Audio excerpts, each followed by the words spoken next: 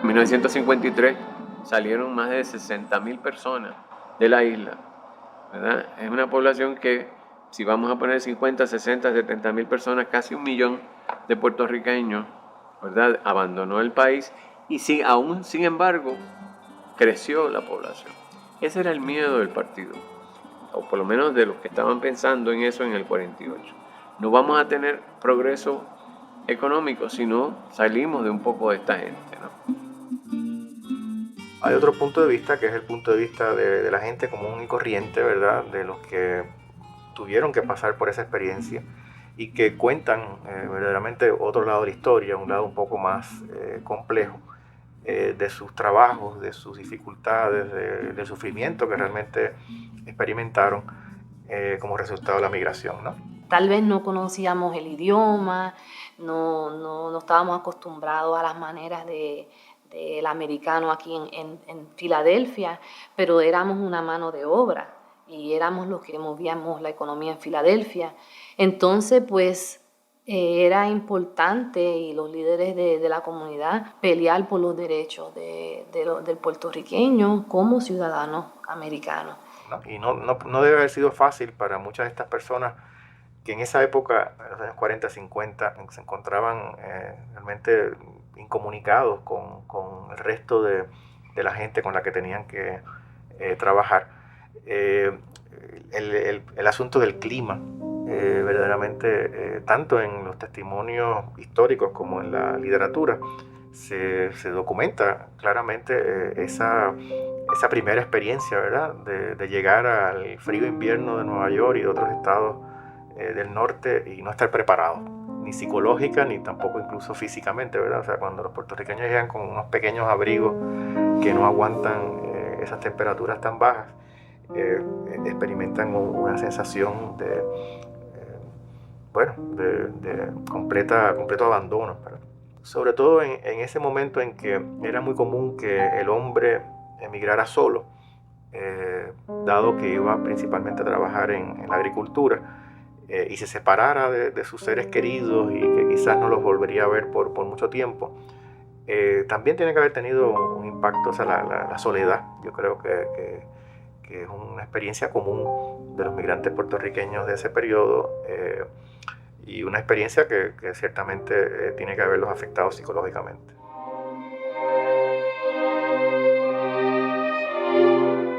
Inolvidable consuelo. Hice una travesía muy feliz, llena de sorpresas. Mi emoción y sensación eran sorprendidas. Unas veces, por corrientes maravillosas de algas amarillas en pleno Atlántico, y otras por fantásticos cruceros hechos de nubes en el horizonte. Cerca de Nueva York, cayó una lluvia de nieve preciosa.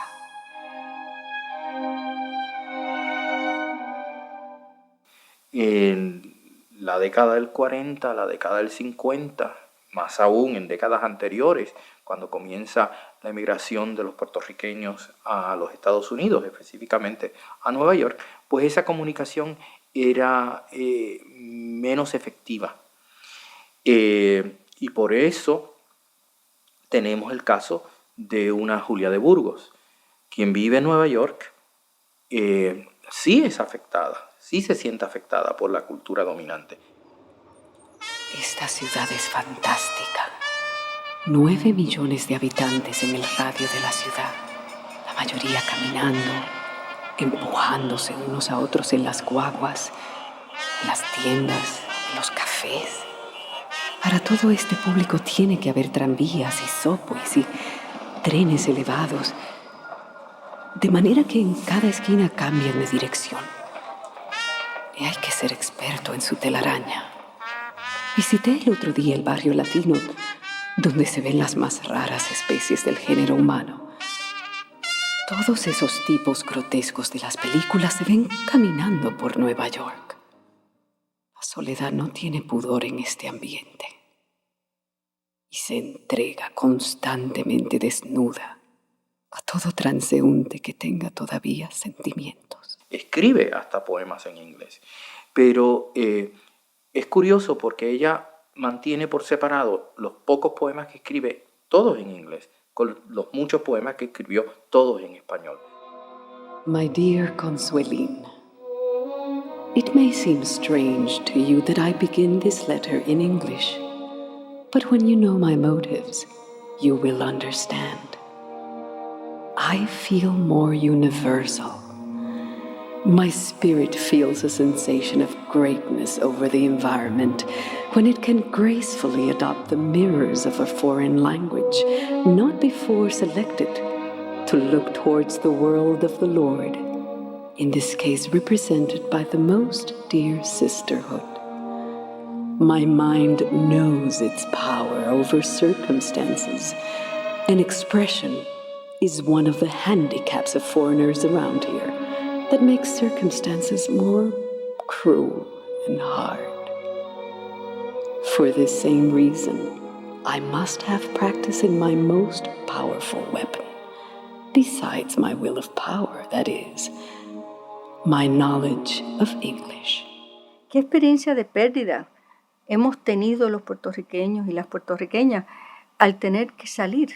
Y sabemos que de futuras migraciones, en las migraciones de los 20, 30, 40, la grande de los 50 en Nueva York, siempre hay un sentido de que tú pierdes parte de tu país. Algunos alegan, bueno, tú pierdes parte de tu país y a la misma vez tú traes tu país contigo. Y es cierto, la patria se mueve con uno y se recrea, que es el fenómeno interesante psicosocial que pasa en los Estados Unidos, que los puertorriqueños que han vivido aquí o los que hemos ido y venido, en mi caso, se recrea esa patria de una forma nueva, usando elementos como si fuera un collage, lo que hay aquí, y se va recreando con lo que tú tienes y con lo que tú vienes en tu memoria, ¿no? Tú tienes tu comunidad, así que hay gente que sí te acepta, de tu familia, de tus vecinos, de gente que eran vecinos allá y ahora son vecinos otra vez acá. Tienen los que te aceptan y la sociedad no te acepta por razones racistas, de colonialismo, de prejuicio. Sí hay, pero hay otros grupos que también sienten ese prejuicio. No son los puertorriqueños, no son los únicos que son víctimas de ese tipo de prejuicio y discriminación. Todavía a principios de los años 50, el gobierno de Puerto Rico está discutiendo planes de inmigraciones a otras partes fuera de Estados Unidos, a Brasil, a Venezuela, a Centroamérica, incluso a Santo Domingo, por el problema puertorriqueño, ¿verdad? ¿Qué pasa si en Estados Unidos hay resistencia a nuestros migrantes? Pues vamos a buscar otra alternativa en América Latina. Y vez tras vez, los problemas que enfrentan es con el gobierno federal. ¿Por qué? Pues porque les guste o no, los puertorriqueños son ciudadanos norteamericanos, estadounidenses, y claro, entrar en estos acuerdos de enviar migrantes de forma organizada a otros países, pues le presentaba un problema al gobierno federal. En los 50 empezaron a llegar más puertorriqueños y entonces empezaron a abrir tiendas, negocios, tú sabes. Me recuerdo Martínez que iba por las calles vendiendo plátano en esos tiempos. Imagínate, ahora tú vas a la tienda y encuentras plátano en cualquier lado. Pero él no, en ese tiempo no había esas cosas. Y habían gallegos también aquí en ese tiempo y eran los que tenían las tiendas. Y muchos de esos gallegos ayudaron los puertorriqueños a tener su propia tienda también, a aprender el negocio y cómo trabajaba ese negocio. Al principio los puertorriqueños se establecieron en áreas como el área de Spring Garden. E incluso todo el mundo sabe de la iglesia de la Milagrosa en Spring Garden, que fue un refugio para los puertorriqueños. Habitaba el centro Ramos Antonini, estaba la iglesia Kingsway Church. Mi hermano mayor, que se llama Ángel Manuel Ramos, y el otro hermano Alberto Ramos, y familiares y amigos trabajaron en las fincas en New Jersey, y mi hermano mandó a buscar a mi mamá y a mis hermanos.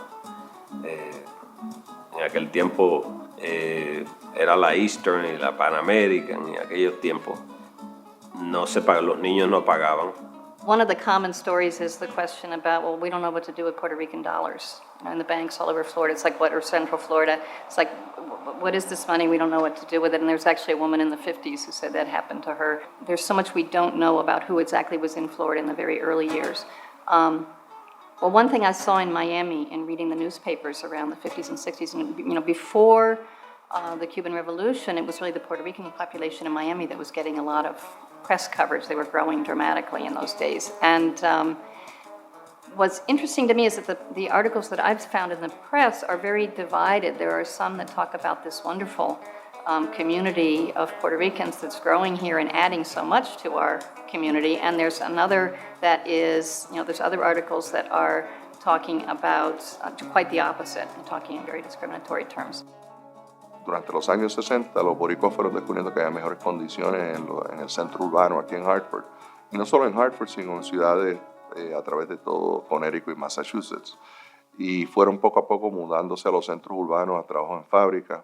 En esa época había muchas fábricas y mucha oportunidad, fábricas que tenían buenos trabajos, con buenos salarios, sindicatos con programas de salud, programas de retiro, días de enfermedad. O sea que eran buenos trabajos, mucho mejor que trabajar con el lomo doblado ahí bajo el sol en los campos. Y la población urbana fue creciendo, los ibaritos se fueron llegando a la ciudad y los hijos empezaron a nacer y a criarse aquí, a ir a las escuelas de Hartford, y ahí fue que empezó el problema del choque, que fue el mismo choque que hubo en Puerto Rico cuando el jibarito se mudó a los centros metropolitanos en la isla, que el jibarito llegó ahí y tenía el choque del campo a la transición urbana. Pero aquí era peor, porque aquí no solamente era la transición de lo rural a lo urbano, sino que aquí también estaba la cuestión de que la cultura era una cultura ajena y el idioma era un idioma extranjero para ellos también.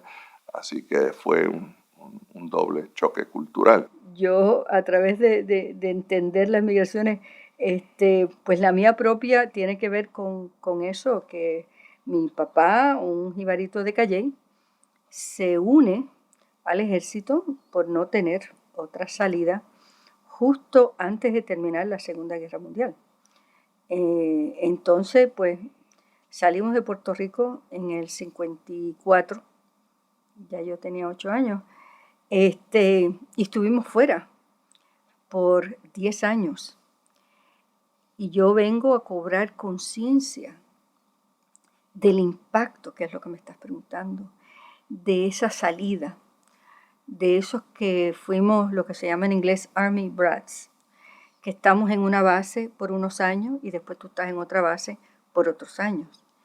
Y hay unos fenómenos interesantes que pasan. Primero, la mayoría de los puertorriqueños que fuimos hijos de militares, pues los militares en general puertorriqueños no son de una clase, son los sargentos. Porque hay muy pocos puertorriqueños que van a ser capitanes y mayores, ¿no? Entonces, es una situación de estructura de clase. Los puertorriqueños, los negros, los chicanos y los blancos pobres, somos hijos de los sargentos y vivimos aparte de los hijos de los majors y los capitanes, porque ellos siempre viven aparte. El ejército es muy segregado. Así que esa es otra experiencia que tú aprendes en el ejército, que te segregan. Para mí fue una pérdida del idioma inicialmente, que no cobré conciencia de eso hasta que regreso a Puerto Rico a los 18 años. Cuando uno regresa, uno se siente como que tú no estás seguro de dónde tú eres, porque estuviste unos años aquí, otros años allá. Entonces tú regresas a tu país y descubres que es tu país, pero descubres que mucha gente en ese país quizás tiene prejuicios contra ti. Cuando tú regresas a Puerto Rico, te dicen, no, tú eres de allá. ¿Sabes? Y uno no sabe, yo no entendía, era muy joven y no tenía una formación de qué es eso de allá. There was a big variety of people who came over. Some people were people from cities. A number of people were World War II veterans who had actually seen other parts of the world, who had been to the continental United States and perhaps to Europe. And then there were people who were really jibaros. They were just from the country, and they had heard that there were jobs. In some cases, there were labor recruiters who came down to Puerto Rico to recruit people to work in either the farms or the factories. And they ended up here, and without knowing very much about Connecticut. Por fin llegamos a Hartford, Windsor's Locks. Desde allí nos recogieron en autobuses y fuimos a un campamento. Yo lo que pienso en este momento era Camp Windsor. Y era como un campo de concentración porque tenía guardias y portones y tenía alambre por todos lados. En ese momento no sabía quién en realidad era el dueño, pero supe que era como el centro de distribución. Desde allí distribuían a los trabajadores a las diferentes fincas. Yo terminé trabajando para la Hathaway, y la Hathaway era una compañía grande entre otras compañías grandes de tabaco, todas en el mismo área. Estaban difundidos por todo Connecticut y todo Massachusetts. They were all over the state. Because of the agricultural contracts, the Puerto Rican Department of Labor started to negotiate agricultural contracts with the U.S. Department of Agriculture and with a variety of growers associations in places like Connecticut, New Jersey, Massachusetts, Florida. And a very significant percentage of these ended up in Connecticut. The majority ended up in the so-called Connecticut River Valley, the area next to the Connecticut River between Springfield, Massachusetts, and Hartford, Connecticut. However, there were also people coming to the nurseries and vegetable and fruit farms of the center of the state and the coastline, and then there were people who worked in the mushroom fields in the eastern part of Connecticut. La oficina funcionaba como abogado de los trabajadores, contrataba con la asociación de patronos de cada estado y entonces ayudaba en el proceso de que el trabajador puertorriqueño iba allá a la finca, supuestamente supervisaba el cumplimiento de las cláusulas contractuales y velaba por los intereses de estos trabajadores. Por la necesidad que reina en sus hogares, emigran a los tomatales donde reina la injusticia del farmer dictatorial. Ya se van, ya se van, ya se van. Los boricuas engañados ya se van. Were definite violations of contracts, and minimum wage provisions didn't apply to the agricultural workers, and they had to work more hours than was originally planned and without overtime, and there were really some very poor working conditions here. Principalmente en el noreste, el gobierno de Puerto Rico lo hizo en el noreste, entre comillas, para evitar discrimen en el sur. Entonces, pues, estaba Nueva York, pero ya no Nueva York la ciudad, Nueva York el campo. New Jersey, había mucho. Maryland, casi todas las fincas del este de Estados Unidos. Por eso es que tú ves que hay tanto puertorriqueño en cada pueblito. Hay una huelga famosa en 50 en los campos de remolacha en Michigan. Yo estaba trabajando un poco en eso. Los migrantes obreros de Michigan se van a la huelga. Entonces el gobierno tiene que intervenir, uno, para tratar de satisfacer un poco las demandas de los obreros, que no se vayan, y satisfacer las demandas de los remolacheros, ¿verdad? Para que sigan dando empleo y sigan los migrantes abundando. Y básicamente ese era el trabajo, un trabajo de abogado y supervisor, pero eso era una cuestión teórica, operaba así a veces, pero en la realidad operaba de una manera distinta. Some of the companies that people had worked with in Puerto Rico in places like Comerío and Calle were the same companies that employed them in the Connecticut River Valley. So there were connections by company as well as by region. But yes, you definitely have a chain migration from certain parts of Puerto Rico to certain parts of Connecticut, so that, for example, in Hartford, you will find that there are a lot of people, especially from Comerío, due to that early migration. It's the migration of people from the tobacco-growing areas of Puerto Rico to the Tobacco Valley area north of Hartford that seeds the Hartford community, which we know of today as the largest concentration of Puerto Ricans in any major city. A corto plazo se lograron algunas de las metas establecidas por el gobierno del Partido Popular Democrático, que en ese momento era que estaba en el poder, ¿no? Y estuvo durante a fines de los años 40 hasta el 68. Reducir la tasa de crecimiento de la población, no solamente mediante la promoción de la migración hacia Estados Unidos, sino también de la reducción de las tasas de natalidad a través de los métodos de planificación familiar sobre todo. Y entonces en ese periodo, de hecho, la tasa se reduce notablemente, la tasa de crecimiento de la población, en la medida en que las mujeres puertorriqueñas tienen menos hijos. En la década de los 40 era común tener 5 o 6 hijos, para mediados de los 60 lo común era tener 2 o 3 hijos. Entonces ese fenómeno, desde ese punto de vista, estrictamente se puede decir que tuvo su logro.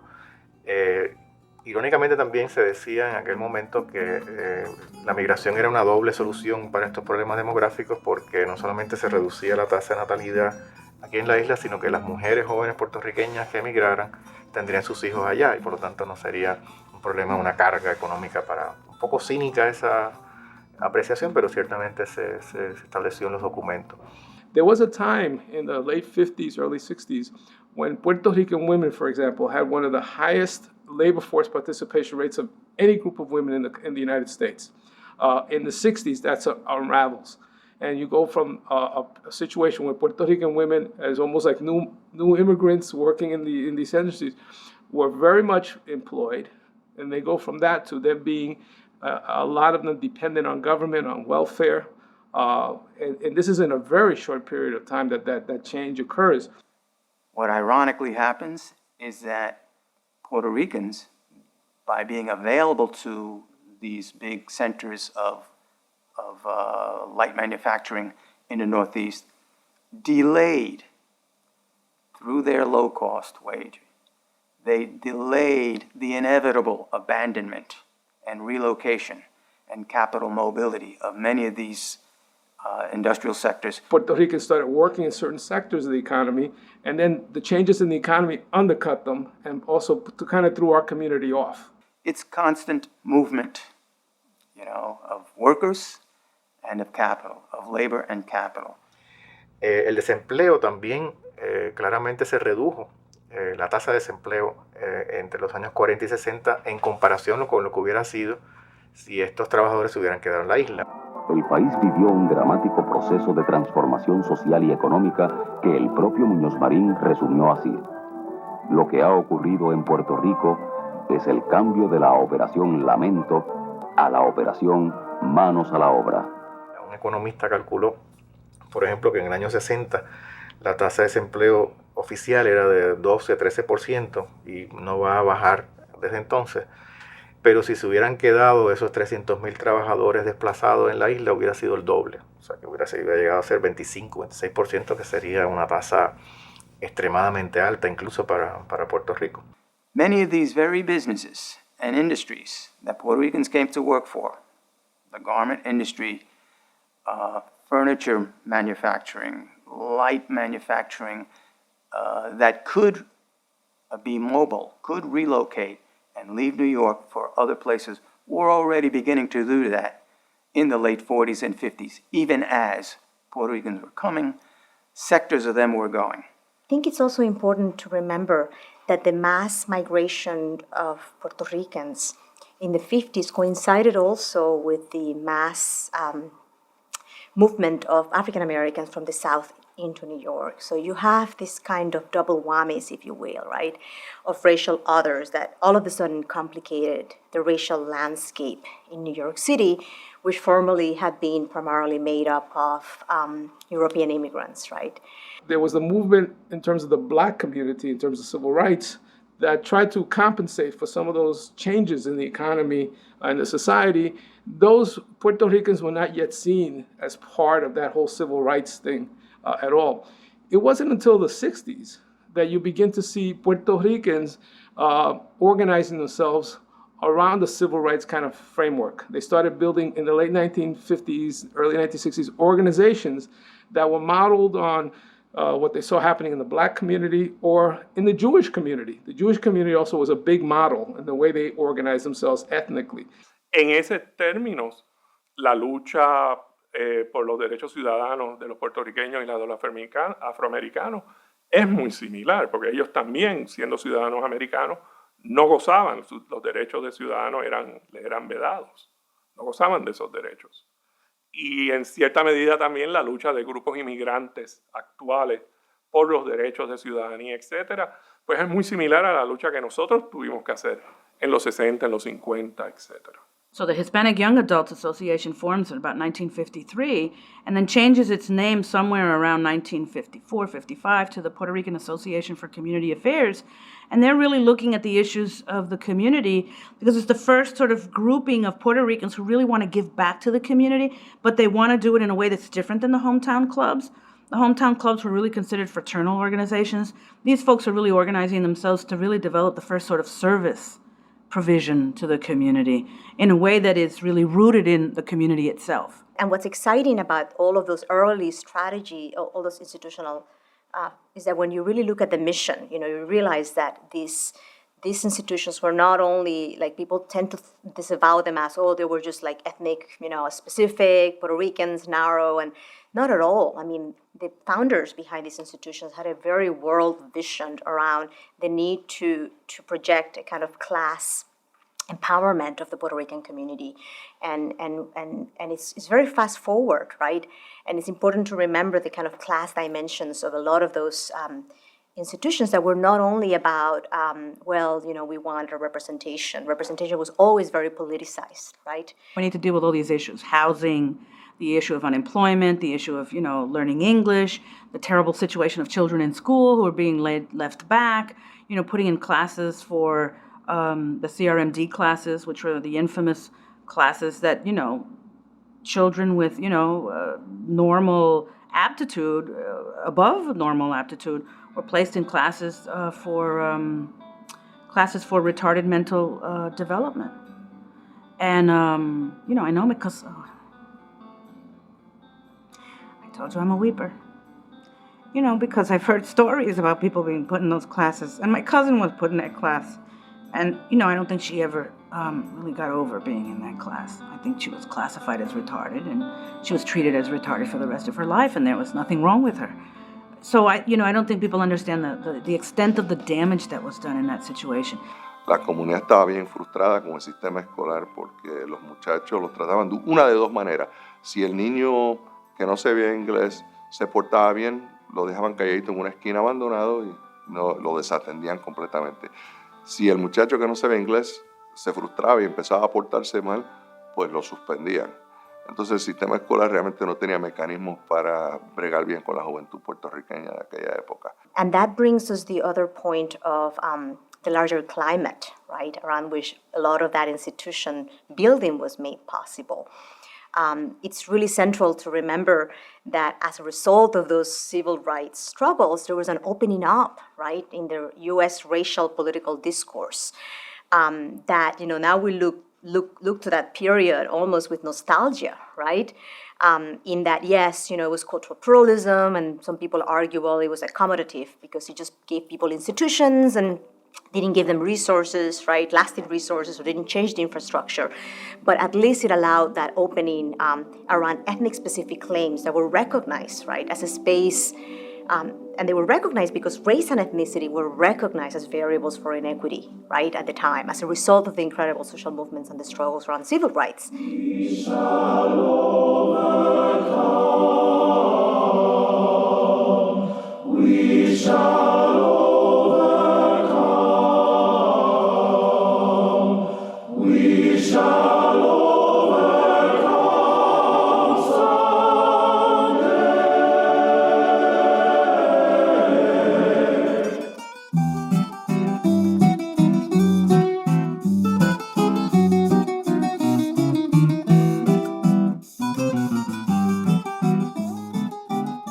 A lot of us came from the country in Puerto Rico, our families came from there. And so that began to show in Chicago in the social clubs, the Club San Lorenzo, Club Caguas, Caguas Social Club, the different parents that they were trying to set up the different social clubs. And again, some were setting up with the Caballeros de San Juan and the Damas de Marias. So it was like a new society being built at that time. And it did become built, a whole barrio, a whole neighborhood. Fíjese, en el concilio número 3, donde nosotros íbamos, en vez de ir a la iglesia principal, nosotros íbamos a la misa en el salón, en the hall, con una silla de esas de folding chairs. El altar era a makeshift altar, hecha de cartón, ¿verdad? Un altar, ¿verdad? Y en vez de poder ir a la iglesia principal, porque los polacos, los irlandeses, los hermanos, the German people, they didn't want to be next to Puerto Ricans in church. So they don't want to talk about it. I can talk about it, but they don't want to talk about it. And I can talk about it because I was the first altar boy at that mass.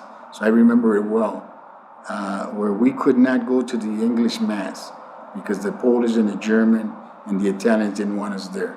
The real role of El Congreso del Pueblo, those organizations that was the umbrella organization for the hometown club associations, the role they played in the formation, for instance, of the Puerto Rican Day Parade, which in the 50s, 1956, they start talking about it, and they do a Hispanic Day Parade.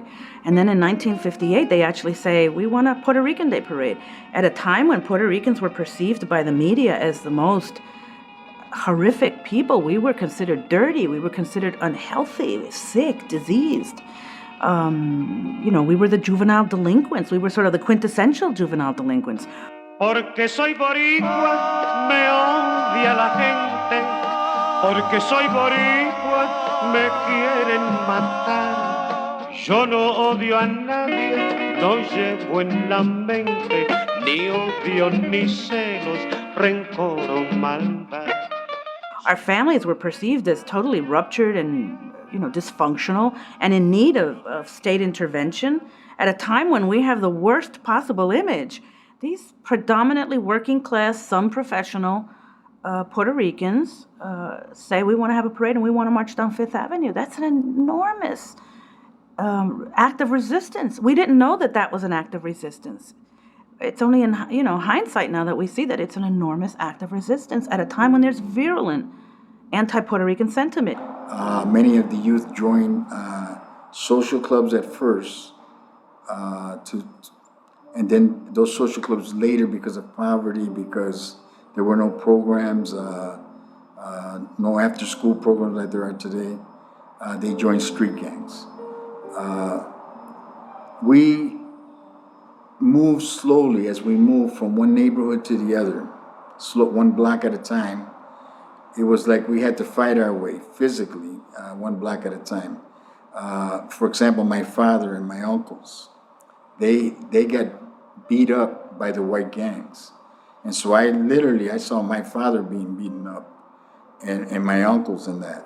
And so when I was young, my mother had me as an altar boy. One of the first altar boys there at my school, because there weren't that many Puerto Ricans there.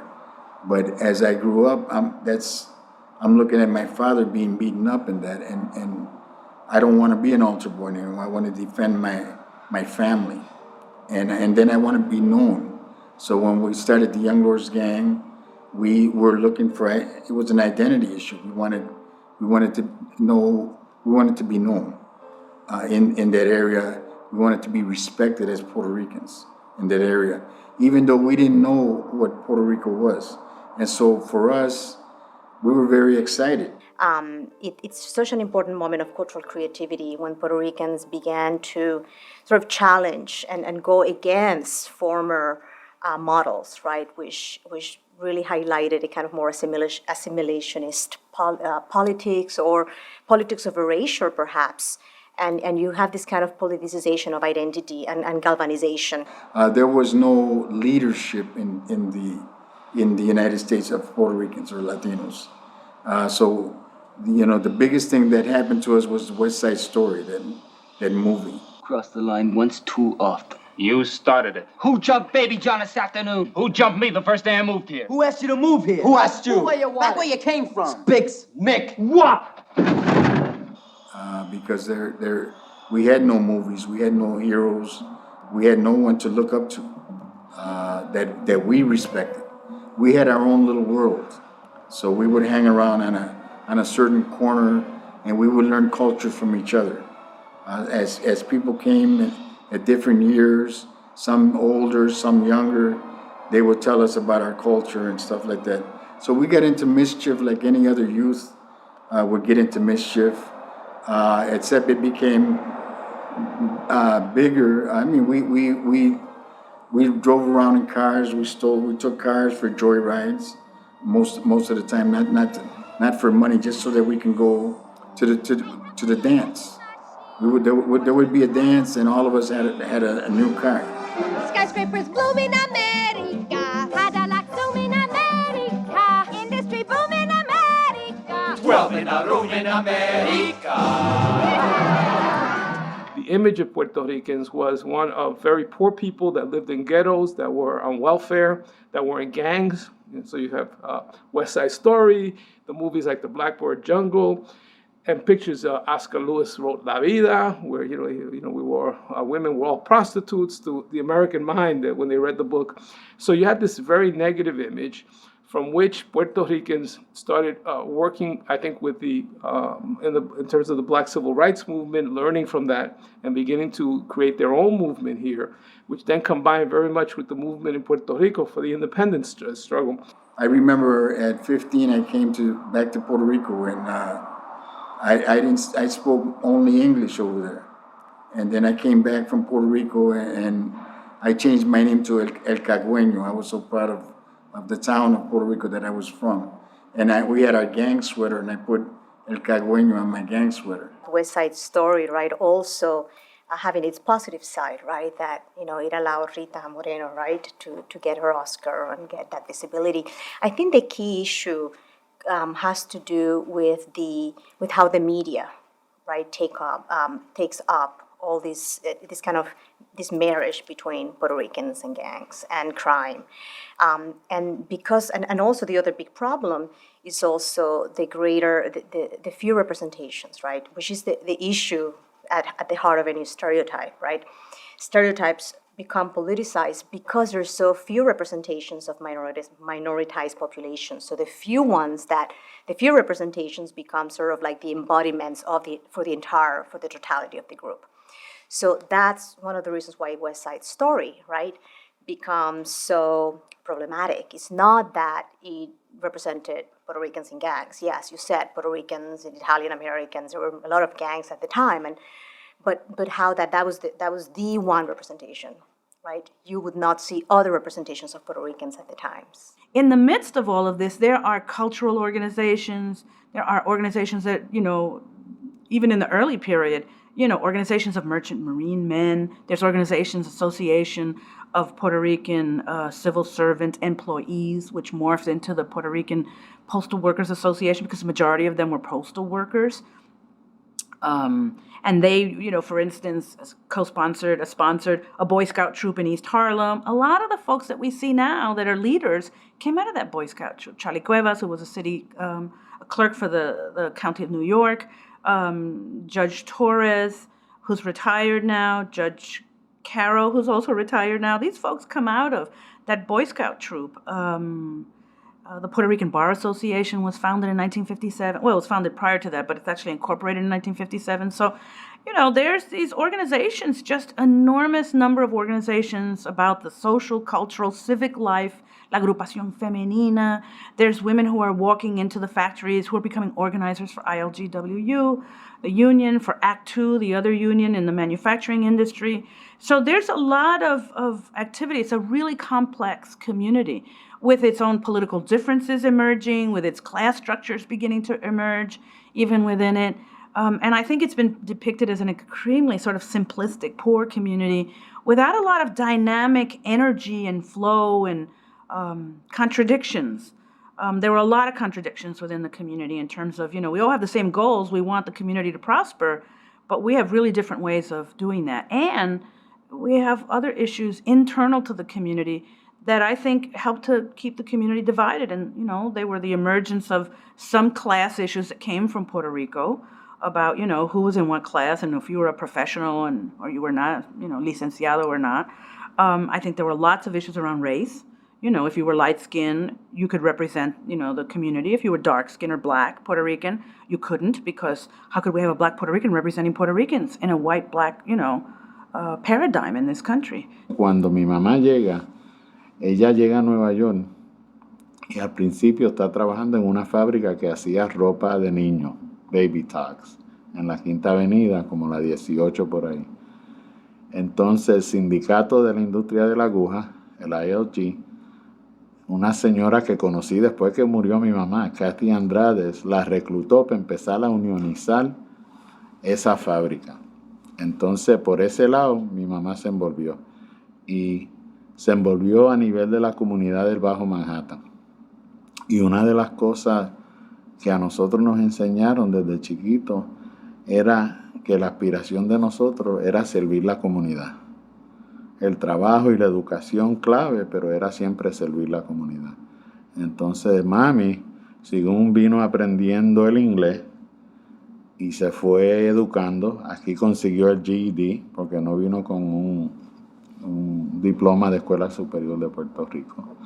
Empezó a organizar y fundó, cuando ya yo tenía como 14 o 15 años, ella fundó el Puerto Rican Action Group, el grupo de acción boricua del Bajo Manhattan. I think it's really important in order to understand the emergence of a lot of organizations in the 60s, you know, what was happening in the world, because it was such a time of enormous upheaval, turmoil, and change on an international level. There's the, you know, the National Wars of Liberation. 1959, Cuba gets its independence there after it becomes socialist. That was extremely important for those of us who considered ourselves Caribbeanists, Latin Americanists. Para el año de 1958 empiezan unas negociaciones secretas que tenían como propósito por parte de la Marina de Guerra de los Estados Unidos sacar a toda la población de Vieques y de Culebra para poder utilizar las dos islas en entrenamientos militares por completo. Hay que recordar que hubo una revolución en Cuba, había una preocupación con la presencia de la Unión Soviética en América Latina. Documentos que nos dan fe de esas negociaciones y de cómo se llevaron a cabo son los que se utilizaron en el texto Plan Drácula. El plan BC, llamado BC o el Plan Drácula, en realidad no quería que hubiera actividad económica en Vieques, porque lo que quería era que la gente se fuera de Vieques. Y llegaron a plantearle al gobierno de Puerto Rico en distintos momentos o que trasladara a toda la población de Culebra a Vieques para quedarse con la isla de Culebra completa, o que sacara a la población de Vieques de la isla, le comprara las tierras, le compensara, como se hizo de hecho en algunas de las islas del Pacífico, para poder llevar a cabo pruebas nucleares. Hubo una isla, creo que fue la isla de Bimini, que se despobló completamente y se trasladaron sus pobladores a otras islas. Pues algo así quería la Marina de Guerra. Sacar a toda la población, inclusive a los muertos de los cementerios, para que la gente no tuviese que regresar ni a llevarle flores a esos muertos. Eso es lo que se conoce como Proyecto BC o Plan Drácula. la constante fue durante todo este periodo de la posguerra que, utilizando diversas razones, la Marina trató de obstaculizar cualquier proyecto que activara la economía viequense, porque no le interesaba que hubiera en el área civil una actividad económica importante, ¿verdad?, que hiciera viable una población numerosa y que, como ellos, desde el punto de vista de ellos, pusiera presión económica sobre las tierras que ocupaba la Marina de Guerra. Las personas pierden su empleo, porque su empleo, la economía de Vieques giraba en torno a la agricultura. Y es bien interesante que muchos de nuestros hermanos viequenses y culebrenses, a la hora de tener que dejar su isla por las situaciones que viven producto de la Marina, no ven como una opción moverse a la Isla Grande, sino que ven a la isla de Santa Cruz y a la isla de San Tomás como lugares donde se sienten más cercanos que en Puerto Rico. Por eso tenemos gran cantidad de puertorriqueños que lamentablemente fueron expulsados por la Marina de Guerra de los Estados Unidos viviendo en Santa Cruz y en San Tomás. Además está la dimensión nuclear. Y por un tiempo en Puerto Rico hubo actividades nucleares importantes porque en la base Ramey era una base del Strategic Air Command y había armas nucleares hasta 1973 por lo menos, que se cerró la base Ramey. Es importante destacar que estamos hablando de 8,000 personas en relación a la isla de Vieques y de 570 personas que vivían en la isla de Culebra. Aunque el presidente Kennedy tomó una posición en términos de no llevar a cabo el plan Drácula y reconsiderar la situación, la Marina, por otro lado, estaba buscando la forma de pasarle por encima al presidente de los Estados Unidos y llevar a cabo el plan. Finalmente, es importante mencionar que el plan Drácula no se llevó a cabo porque fue el Congreso de Estados Unidos quien no autorizó los fondos para que se llevaran a cabo las expropiaciones de toda la isla de Vieques y toda la isla de Culebra. Para los boricuas que están ausentes, es para ustedes esta canción, porque no hay duda que ustedes quieren a su borinquen de corazón. Si un jibarito en su lista triunfa, ustedes saben darle valor, lo quieren todos, lo felicitan y lo bendicen con su calor. Boricua de la banda ya, Eso sí que son borinqueños, boricua de la banda acá, que son de veras puertorriqueños. boricua de